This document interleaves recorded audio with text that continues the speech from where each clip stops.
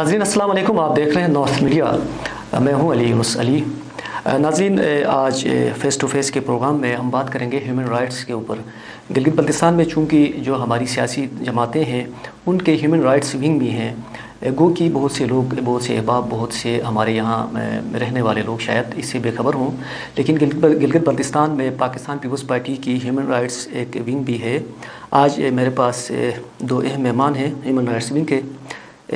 پہلے مہمان میرے ہیں دلیپ وزیر قادری صاحب، یہ صدر ہیں Pakistan Peoples Party human rights wing Gilgit Baltistan کے، آپ کو خوش آمدید۔ انعام الحسن گوہر صاحب، آپ جنرل سیکرٹری ہیں، آپ کو بھی خوش آمدید۔ دلیپ وزیر قادری صاحب، ہمارے لوگ، بہت سے لوگ میرے خیال میں کم جانتے ہیں گلگت بلتستان میں کہ پاکستان پیپلز پارٹی کا کوئی ہیومن رائٹس ونگ بھی ہے، تو اس کا کیا کام ہے؟ یہ جو آپ نے یہ جو ونگ عمل میں لائی ہے، یہ کب سے آپ کام کر رہے ہیں گلگت میں؟ بسم اللہ الرحمن الرحیم۔ سب سے پہلے یونس بھائی آپ کا بہت شکریہ کہ آپ نے ہمیں ٹائم دیا۔ Peoples Party human rights wing کا قیام جو آیا تھا وہ 2019 میں آیا تھا، جو کہ پورے پاکستان کے اندر ہیومن رائٹس ونگ پائی جاتی ہے، اور گلگت بلتستان میں ہیومن رائٹس ونگ پہلی مرتبہ 2019 میں ہماری نوٹیفیکیشن، ہماری کابینہ کی نوٹیفیکیشن اس میں ہوئی تھی، چونکہ محترمہ بینظیر بھٹو صاحبہ کے 2004 کے اندر جو ہے نا human rights wing Gilgit Baltistan سمیت پوری دنیا کے اندر فعال کرنے کے لیے اپنے جو ہے نا احکامات جاری کیے تھے، اور پہلی مرتبہ خود اس کو چیئر بھی کیا تھا۔ اور گلگت بلتستان کے اندر چونکہ بڑھتے ہوئے مسائل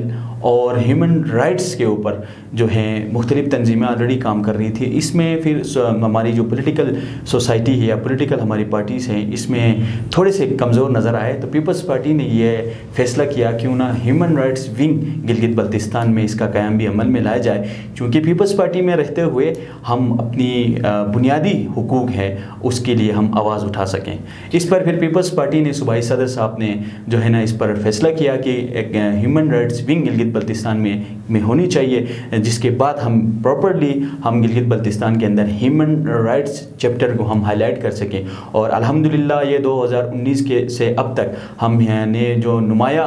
ہیومن رائٹس جو ہم کرنا چاہ رہے تھے ان ایشوز کو ہم نے عالمی میڈیا تک بھی ہم نے اس چیز کو اٹھایا، اس کے ساتھ ساتھ ہم نے نیشنل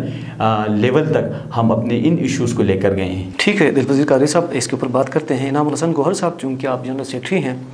تو 2019 میں یہ قیام عمل میں آیا گلگت بلتستان میں ہیومن رائٹس ونگ کا، تو اب تک 2019 سے اب تک کی کوئی کارکردگی ہے؟ بسم اللہ الرحمن الرحیم۔ شکریہ کہ آپ نے ہمیں پروگرام میں مدعو کیا۔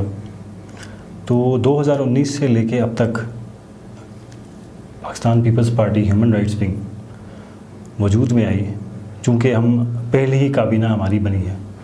تو اس کے بعد ہم نے تو سب سے پہلے کوشش یہ کی کہ اس ہیومن رائٹس ونگ کو فعال کیسے کیا جائے، کیونکہ یہ بہت مشکل ایک ٹاسک ہے، ایک بہت مشکل چیپٹر ہے، اور اس کے لیے بہت زیادہ پڑھے لکھے لوگ اور اسکلفل لوگوں کی ضرورت ہوتی ہے۔ بہرحال ہماری کوششوں سے اور لوگوں کا بھی رسپانس اچھا رہا اس کے اندر، پیپلز پارٹی کے اندر سے بھی باہر سے بھی لوگوں نے اس کو پازیٹیو رسپانس سے دیکھا۔ ہم نے شروعات کی ایک ایکٹیویٹیز ہے، ہم نے فوکس کیا یوتھ کو، کیونکہ ہماری یوتھ ایسی ہے کہ پڑھی لکھی بہت زیادہ ہے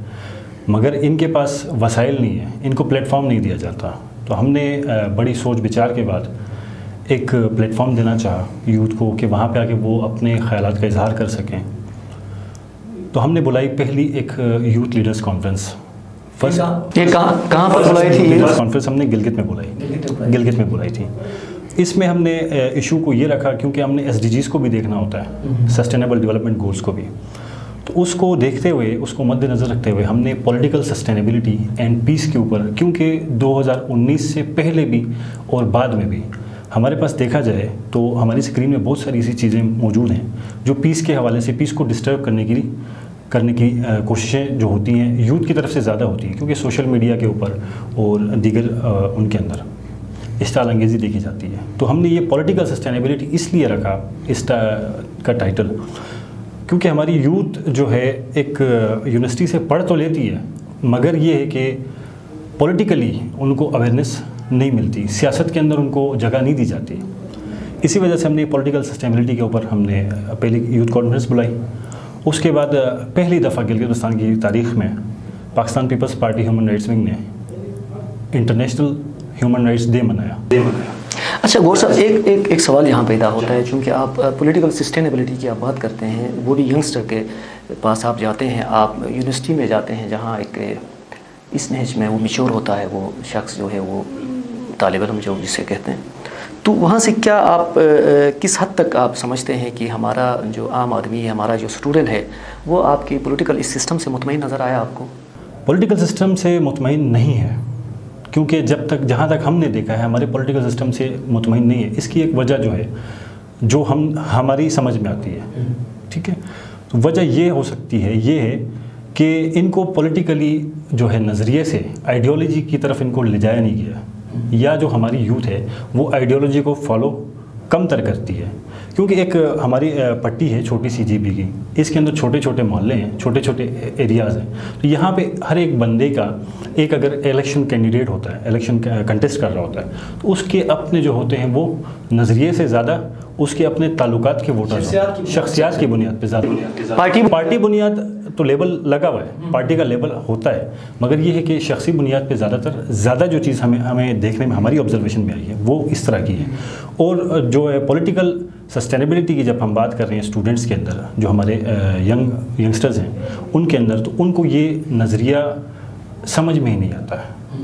کم تر لوگ ایسے ہیں جو اسٹوڈنٹ لائف سے اٹھ کے لیڈرشپ تک گئے ہیں، اور باقی ہماری جو یونیورسٹیز ہیں ان کے اندر بھی اسٹوڈنٹس کو پولیٹیکلی اویئرنیس یعنی پازیٹیو ان کو چیز سمجھائیں گے۔ اچھا دلپذیر صاحب، یہ بتائیں کہ چونکہ آپ نے یہ ہیومن رائٹس کے اوپر آپ کی جماعت نے ایک ونگ بنایا، آپ نے کام کیا، تو آپ نے پولیٹیکل سسٹینیبلٹی کے لیے کیا فریم دیا ہے، کیا امیج دیا ہے اپنی نوجوان نسل کو اسپیشلی، کہ وہ آپ کی طرف راغب ہو جائیں، تو کیا کس فریم میں وہ آپ کے پاس آ جائیں؟ اس کا امیج کیا ہے؟ یہ برننگ ایشو ہے، ہم یہ سمجھتے ہیں، یہ بنیادی مسئلہ ہی یہی ہے کہ ہماری یوتھ کو کسی بھی، چاہے وہ پیپلز پارٹی ہی کیوں نہ ہو، اور چاہے مسلم لیگ کی گورنمنٹ کیوں نہ ہو، چاہے اب جو ہے نا تحریک انصاف کی گورنمنٹ ہے، اس نے یوتھ کو ہمیشہ سے اگنور کیا ہے۔ سب سے بڑی وجہ یہ ہے کہ یوتھ کو اس وجہ سے اگنور کیا کہ ہمارے پاس وہ بنیادی پروجیکٹ آج تک کہ یوتھ کو ڈیولپ کر سکے، ایسا کوئی پروجیکٹ نہیں آیا۔ لہٰذا آج کیونکہ ہم یہ سوچ رہے ہیں، یہ سمجھتے ہیں کہ Peoples Party human rights wing کے اندر رہتے ہوئے ہم یہ سمجھتے ہیں کہ ہمیں بھی وہ اپرچونیٹیز نہیں ملی جو کہ ایک پولیٹیکل پارٹی کی طرف سے یوتھ کو ملنی چاہیے، اور آج ہم اسی لیے یہ ہیومن رائٹس کا لبادہ اٹھ کے یہ آواز اٹھا رہے ہیں کہ یہ پیپلز پارٹی ہو، چاہے وہ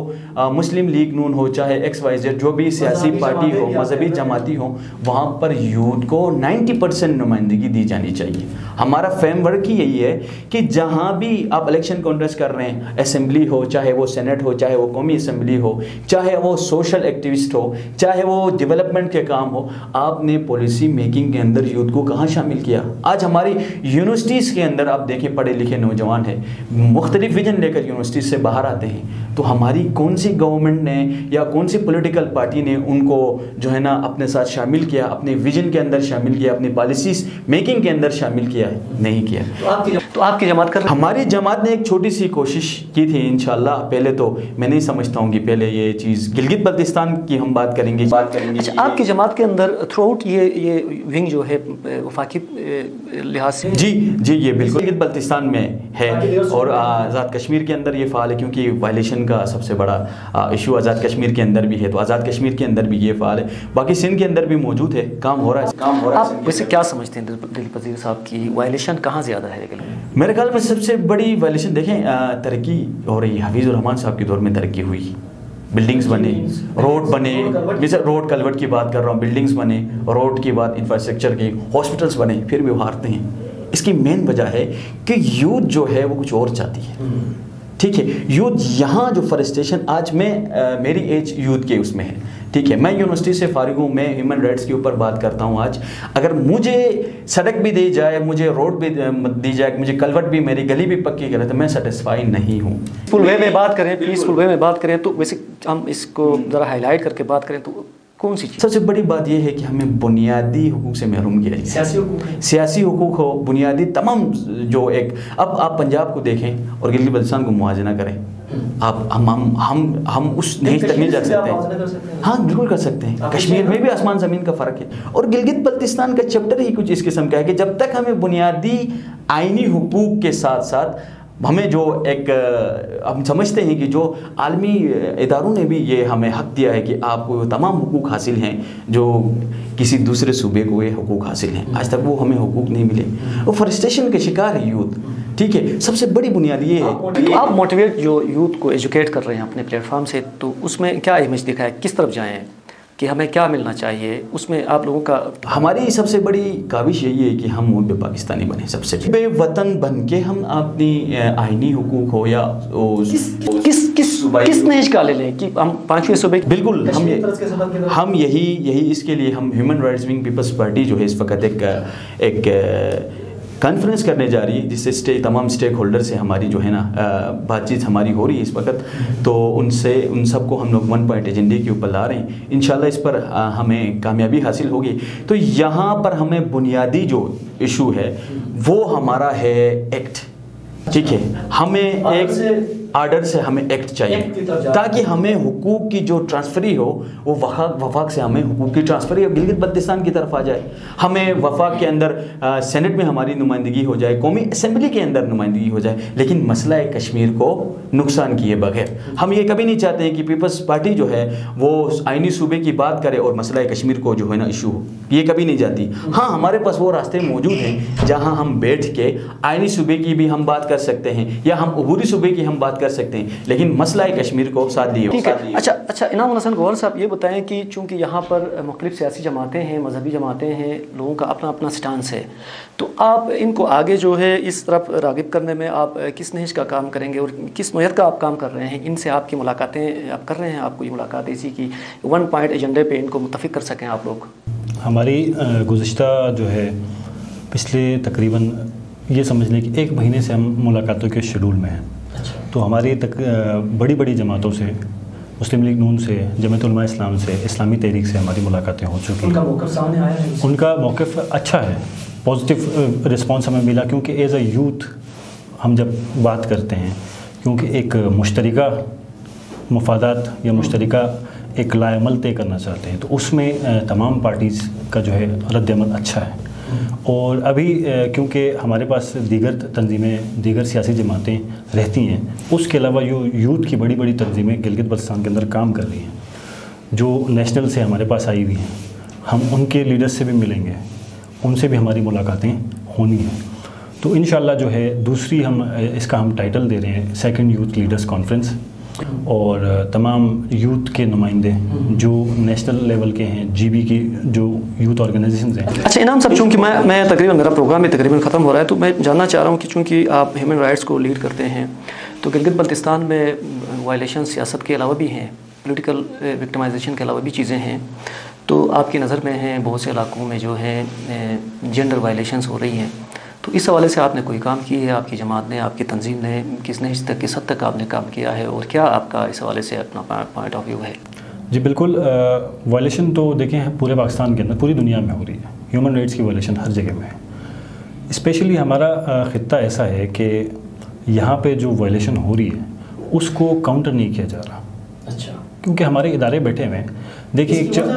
وجہ یہ ہے کہ جو قوانین بنے ہیں ان قوانین کے اوپر سختی سے عمل درآمد نہیں ہوتا ہے. پھر آپ کی جماعت، آپ کی تنظیموں کو آگے آنا چاہیے نا اس حوالے سے. آپ کچھ نہیں کر، ہم اپنی تنظیم کو لے کر، اس کے علاوہ ہر پلیٹ فارم سے ہم اس چیز کو روکنے کی کوشش کرتے ہیں جہاں تک ہماری، کیونکہ ہماری بھی ایک لمیٹڈ ہم لوگ سورس ہمارے پاس ہیں، لمیٹڈ ہمارے پاس وسائل ہیں. اتنے زیادہ ہم لوگ ابھی پاورفل نہیں ہیں کہ ہم لوگ وسائل ہمارے پاس اتنے زیادہ نہیں، کیونکہ جی بی کا کانٹیکسٹ ہے. اپنی بساط میں ہم سے جتنا ہو رہا ہے ہم یہ ساری چیزیں کر رہے ہیں. اسپیشلی جو حالیہ دنوں کے جو 2 واقعات ہیں، ایک گجال میں ہوا، دوسرا گزر میں، تو اس کے اوپر سب سے پہلے Peoples Party human rights wing نے ہی آواز اٹھائی ہے. اچھا، تو ہماری جو ہے ملاقاتیں بھی ہوئی اس سلسلے میں اسٹیک ہولڈرز کے ساتھ بھی، اور ہم نے اپنی پارٹی کو بھی ہم نے یہ لکھ کر دیا ہے، صدر صاحب کو بھی یہ ہم نے بھجوایا ان کو کہ یہ جو وائلیشنز ہو رہی ہیں اس کے خلاف آپ کم سے کم اسمبلی کے اندر آواز اٹھائیں. ہمارے جو وائلیشنز ہو رہی ہیں، ڈومیسٹک وائلنس اس کو ہم کہہ سکتے ہیں، تو یہ ڈومیسٹک وائلنس ہی ہے جو کل کو ہوتے ہوتے ایک بہت بڑا جو ہے ثانیہ ہمارے جی بی کے لیے پیش آ سکتا ہے. تو یہ ہماری کوشش ہے، کیونکہ ہمارے پاس لیگل وے ہمارے پاس موجود ہے، ہم لیگل وے کے اوپر ہی چلتے ہیں. ہمارے پاس ممبر اسمبلی ہمارے موجود ہیں، अपोजिशन लीडर साहब, तो हमने इनको भी कहा हुआ है। और उसके अलावा सादिया दानिश साहिबा भी इसके ऊपर काम कर रही हैं, ख़वातीन के हुकूक़ के ऊपर, बच्चों के हुकूक़ के ऊपर। अब देखें हमारे पास चाइल्ड प्रोटेक्शन पॉलिसी नहीं है, जिसकी वजह से आए रोज़ कितने सारे ऐसे केसेस हैं जो रिपोर्ट ही नहीं होते हैं। ह्यूमन राइट्स के हवाले से गिलगित बल्तिस्तान की जो मामलात हैं, जो हालात हैं, जो वाक़यात हैं, इनकी ज़बानी आपने सुनी है। प्रोग्राम का फीडबैक ज़रूर दीजिएगा। अल्लाह हाफ़िज़।